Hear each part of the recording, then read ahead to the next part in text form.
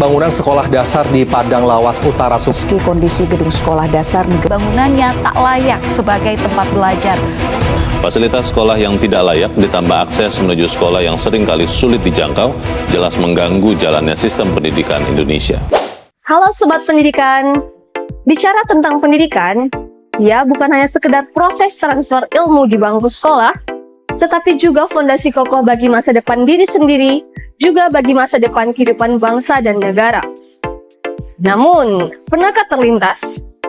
Di tengah semangat dan amanat konstitusi ini, impian tentang pendidikan yang merata dan berkualitas masih jauh dari kata sempurna.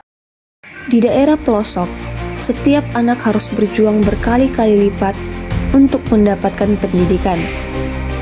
Menempuh perjalanan yang jauh tanpa rasa lelah, panas hujan pun tak berarti bagi mereka. Menyeberangi sungai tanpa alas kaki, bangunan sekolah yang tidak nyaman, tidak layak, bahkan tanpa listrik dan air bersih. Akses internet tidak ada, kemudian listrik juga. Hingga fasilitas belajar yang memadai pun tak mampu mereka rasakan. Ada yang duduk di bangku dan di bawah tanah karena fasilitas sekolah tidak memungkinkan. Hujan melompor Pak, pelajar tidak nyaman Pak. Sementara di sisi lain, kita melihat sekolah di kota-kota besar dengan fasilitas pendidikan yang canggih, laboratorium yang canggih, dan akses internet yang memadai. Lagi-lagi sangat disayangkan, dengan akses pendidikan yang mereka rasakan saat ini, masih banyak yang tidak melakukan kewajiban mereka sebagai pengajar. Sering bolos, suka membuli teman, melawan orang tua, serta merusak fasilitas sekolah. Ini tidak hanya merugikan diri sendiri, tapi merugikan orang lain. Nah, tantangan berikutnya adalah tingginya biaya pendidikan yang tidak mampu dijangkau oleh masyarakat Indonesia.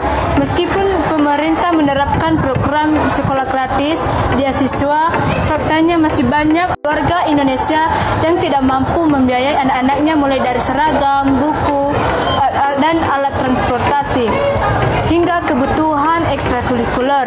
Seringkali menjadi beban berat yang memaksa anak-anak memutuskan sekolah hingga tidak mampu melanjutkan pendidikan yang lebih tinggi.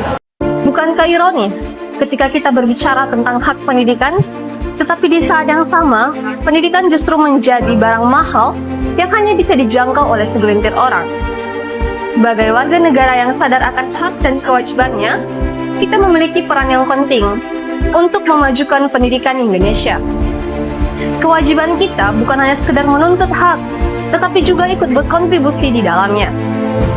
Mari penuhi hak dan melaksanakan kewajiban kita demi masa depan pendidikan Indonesia.